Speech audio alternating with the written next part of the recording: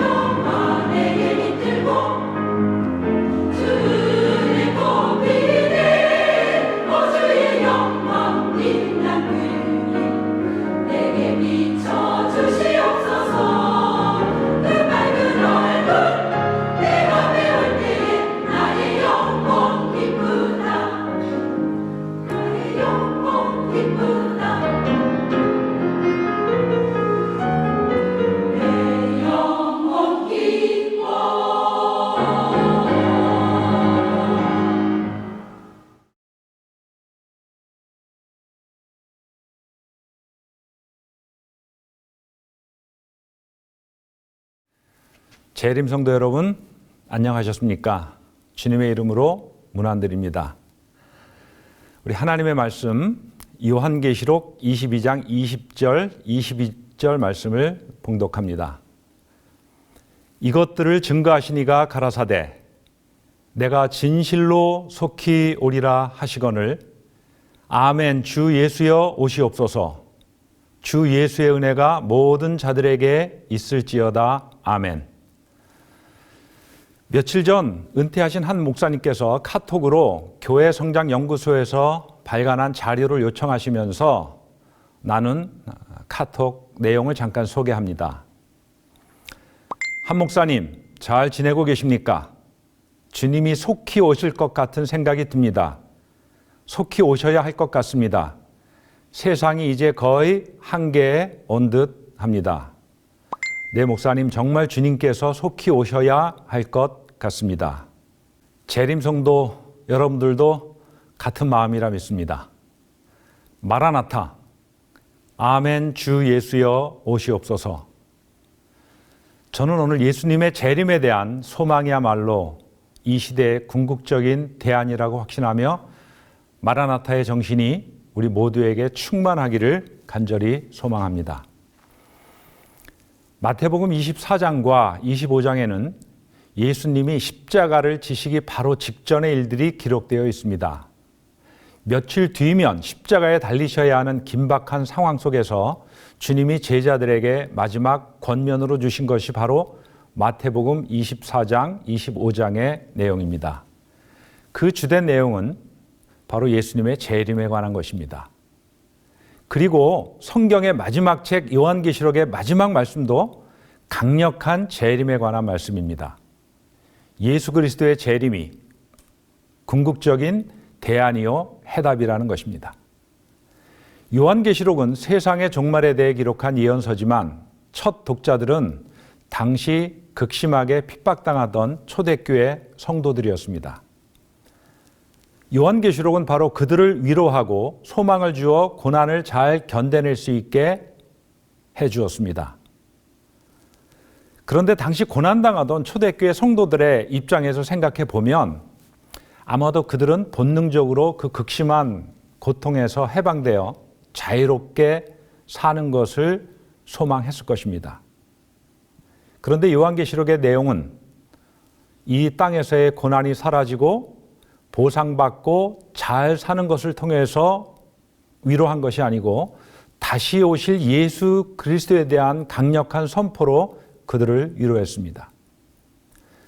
다시 오실 예수 그리스도가 그들에게 위로와 소망이 되어서 현재의 고난을 잘 견디기를 바랬고, 그래서 성도들이 마라나타, 아멘 주 예수여 오시옵소서라는 마음을 갖게 되기를 원했던 것입니다.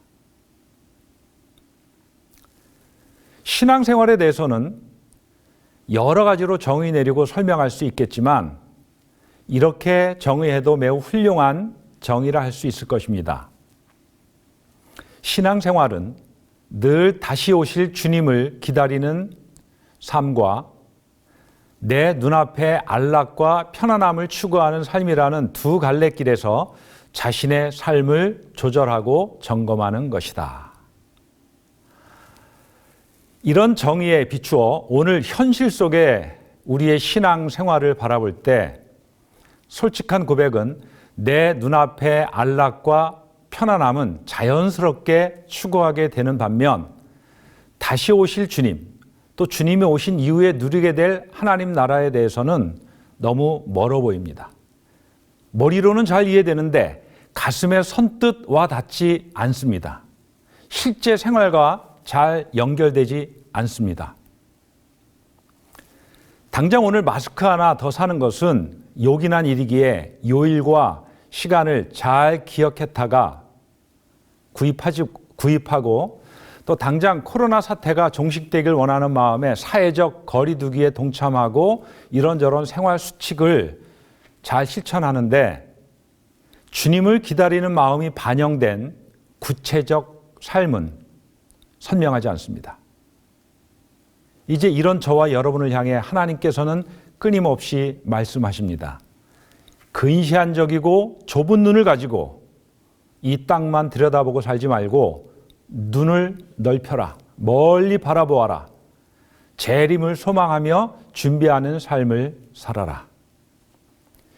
그래서 요한계시록이 제시하는 대안은 새하늘과 새 땅입니다.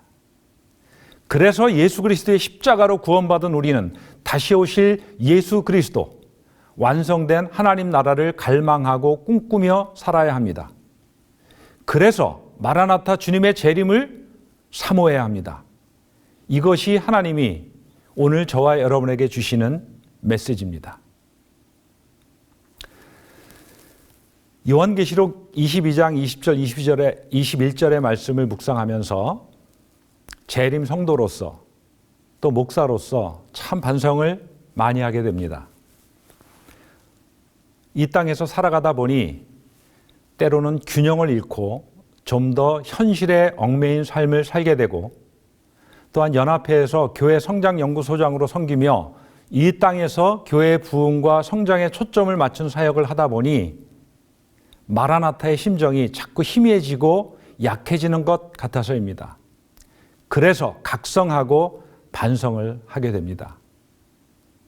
이 땅에 발을 딛고 사는 존재이기에 어쩔 수 없이 이 땅에서의 일에 매일 수밖에 없고 현실의 문제를 위해 사역을 할 수밖에 없지만 거기에 머무르면 안 된다. 다시 오실 예수 그리스도의 재림을 간절히 긴박하게 사모하는 삶을 살자고 말입니다. 요한계시록을 포함하여 신약 성경이 다시 오실 예수 그리스도에 대해 주는 메시지와 핵심은 두 가지로 요약할 수 있습니다. 속히 오신다는 것입니다. 그리고 도둑같이 오신다는 것입니다. 속히 오시지만 언제 오실지에 대해서는 예고하지 않으시겠다는 것입니다.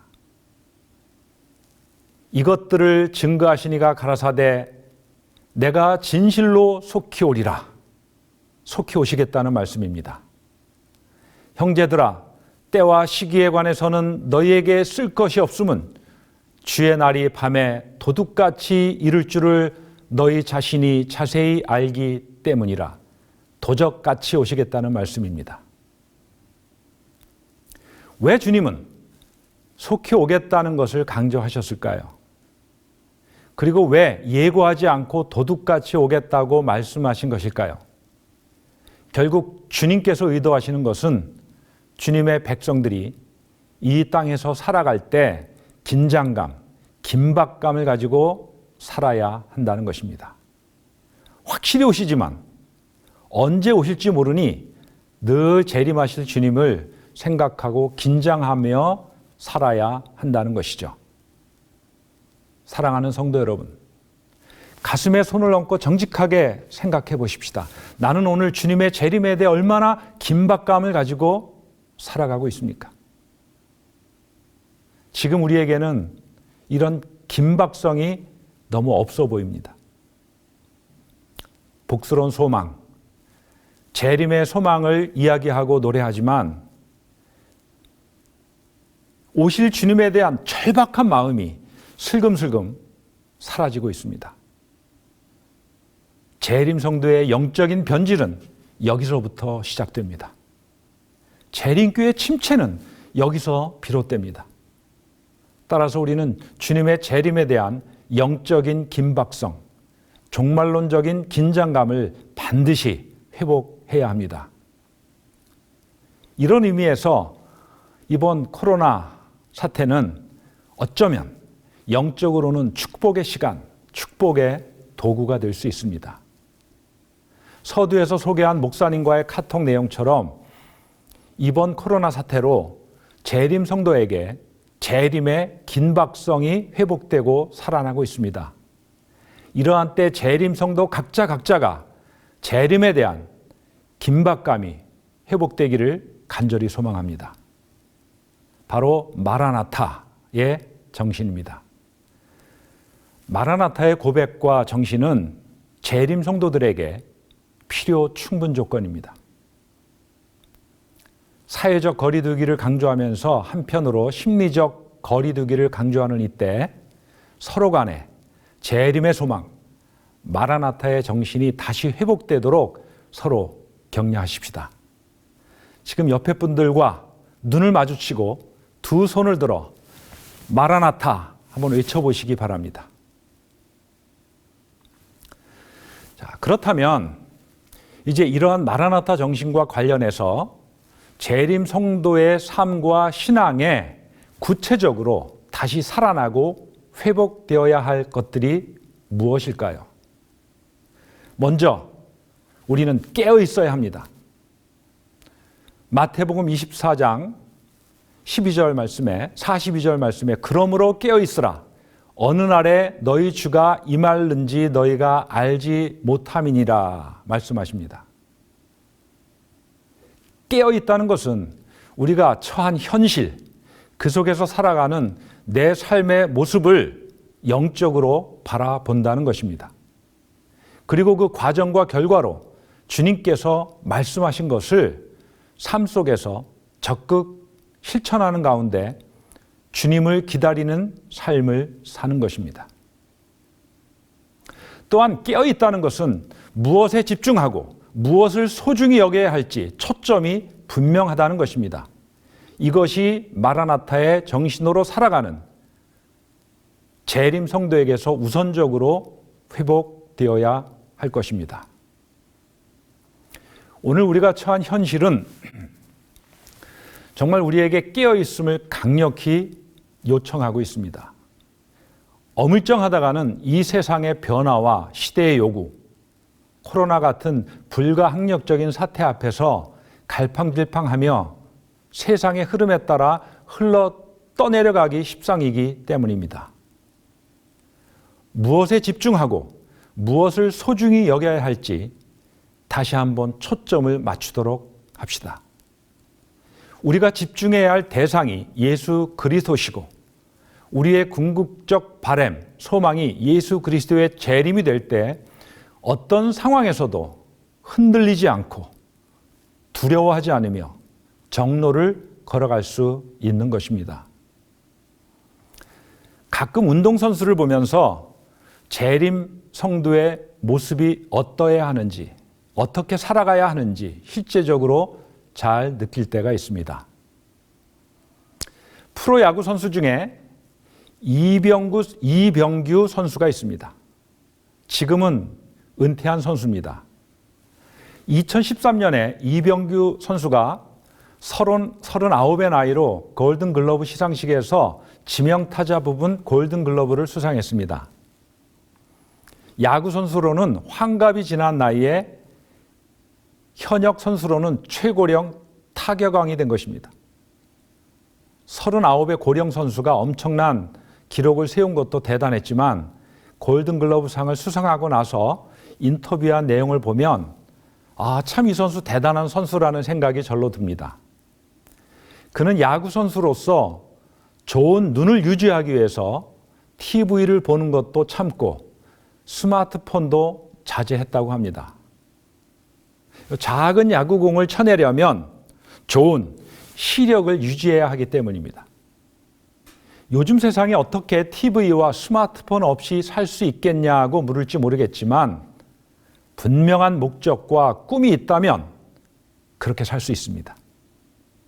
이병규 선수는 야구 선수로서 오직 하나, 야구 경기장의 수많은 관중 앞에서 안타를 치고 최고의 야구 선수가 되고자 하는 꿈을 가지고 있었고 그렇게 극도의 절제를 할 수 있었던 것입니다. 하나님이 원하시는 그리스도인의 삶, 재림 성도의 삶이 바로 이런 것 아니겠습니까? 그래서 하나님께서는 이렇게 우리에게 말씀하십니다. 시야를 좀 더 높은 곳에 두어라. 지금 당하는 고통을 어떻게 하면 없앨 수 있을 것인가? 닥친 문제를 어떻게 해결할까에만 집중하지 말고 초점을 높은 데 두어라. 선명한 목표를 이루기 위해 현재의 고통과 고난을 감수해라. 사랑하는 성도 여러분, 우리의 시야가 하나님 나라, 새하늘과 새 땅, 주님의 재림으로 높아지고 커지면 이 땅에서 비록 고통을 당하고 억울한 일을 당하고 절망스러운 상황이 닥쳐도 능히 극복할 수 있는 힘이 생깁니다. 결국 꿈은 이루어지고 우리의 소망은 현실이 됩니다. 주님께서 약속하셨기 때문입니다.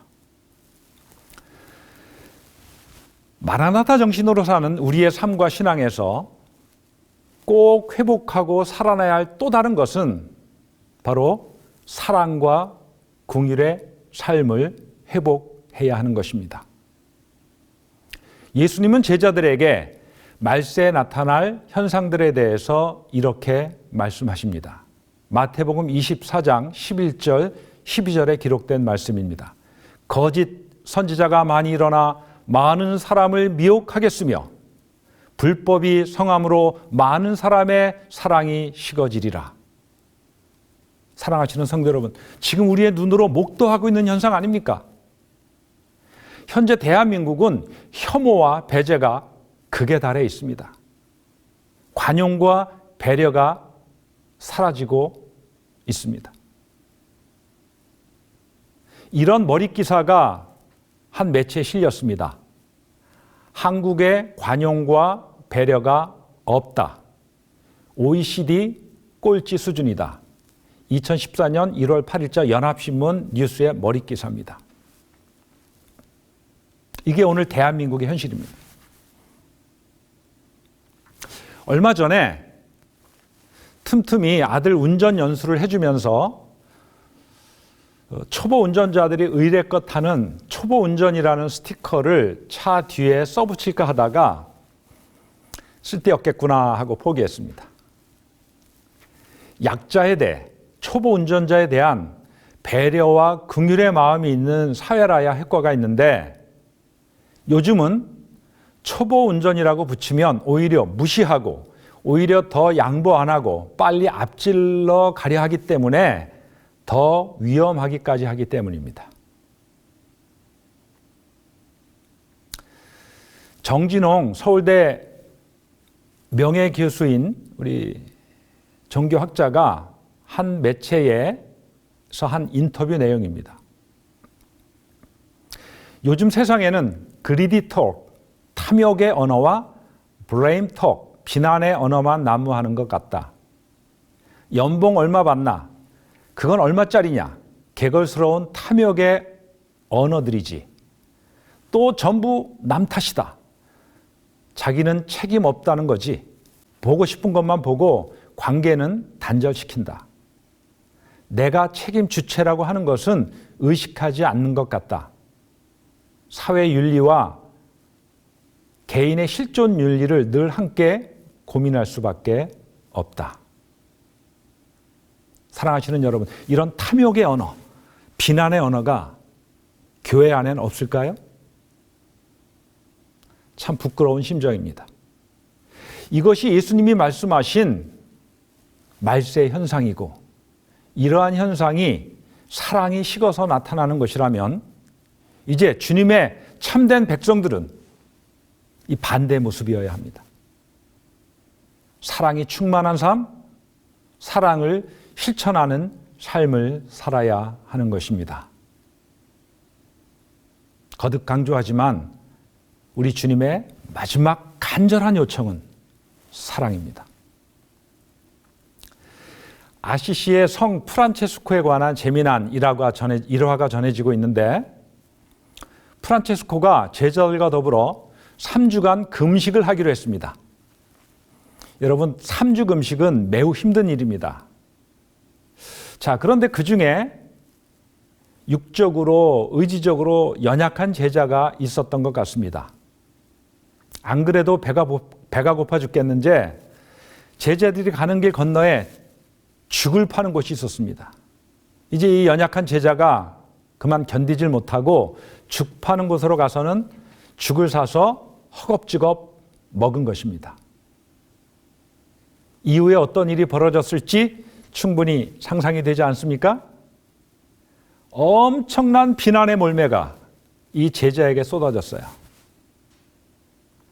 자, 이 상황에서 갑자기 스승 프란체스코가 죽 파는 곳으로 달려가서는 죽 한 그릇을 시켜서 개걸스럽게 먹어버렸습니다.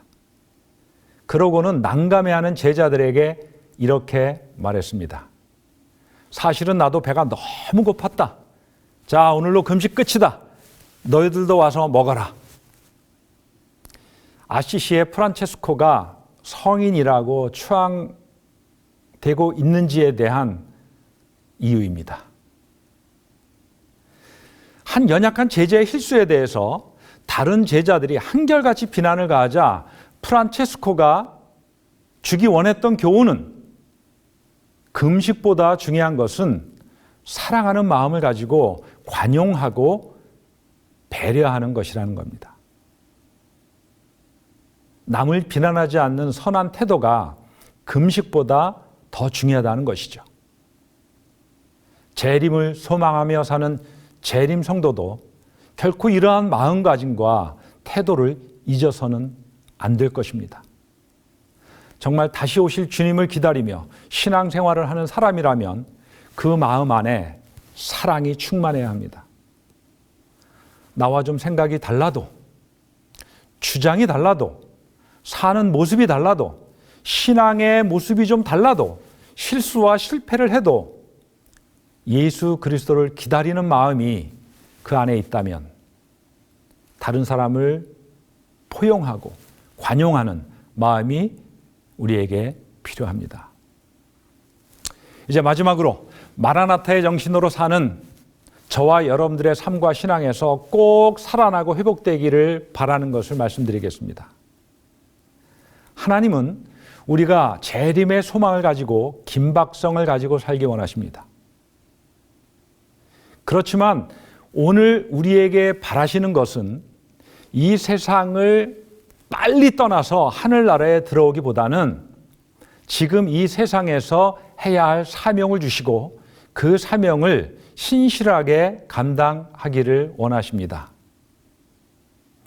사도행전 1장 7절 8절의 말씀을 자세히 살펴보시기 바랍니다.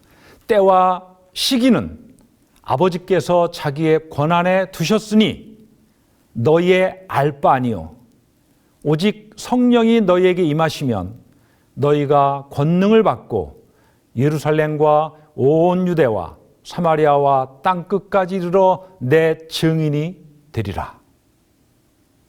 재림과 관련하여 시기와 때에 관해서는 상관하지 말라는 겁니다. 하나님께서 하시겠다는 겁니다. 그래서 재림과 관련하여 우리의 우선 관심은 시기와 때가 돼서는 안 되는 것입니다. 주님께서 우리에게 맡기신 사명, 곧 그리스도의 증인이 되는 일을 어떻게 감당할까 하는 것이 오늘 저와 여러분의 우선순위가 되어야 한다는 것입니다. 갈수록 남은 교회, 남은 무리의 역할과 사명이 절실해지는 세상입니다. 빛은 어둠이 깊어질수록 더 빛나는 법입니다. 참된 기독교 신앙, 재림신앙은 현실의 세상을 결코 외면하지 않고 현실의 세상을 도피하지 않으며 하나님의 나라의 도래, 재림을 열망합니다. 이제 말씀을 마치면서 다시 한번 저와 여러분 우리 모두에게 마라나타의 정신과 마음이 다시 살아나고 회복되기를 간절히 바랍니다. 마라나타, 아멘 주 예수여 어서 오시옵소서. 이것이 이 시대의 궁극적 대안이기 때문입니다.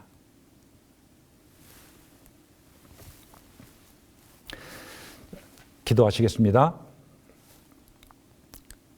하나님, 우리 아버지, 우리의 심정에 재림의 소망이 뜨겁게 불타오르기를 간절히 사모합니다. 우리의 마음에 마라나타의 정신이 충만케 하옵소서. 그래서 긴박감을 가지고 이 세상을 살게 하시고 초점이 분명한 인생을 살게 하시며 무엇보다 우리가 이 땅에 발붙이고 사는 날 동안 사랑과 긍휼을 실천하는 재림 성도가 되게 하시고 무엇보다 우리에게 맡겨주신 그리스도의 증인이 되는 사명을 잘 감당하는 우리가 되게 하옵소서. 예수 그리스도의 귀하신 이름으로 간절히 기도드리옵나이다. 아멘.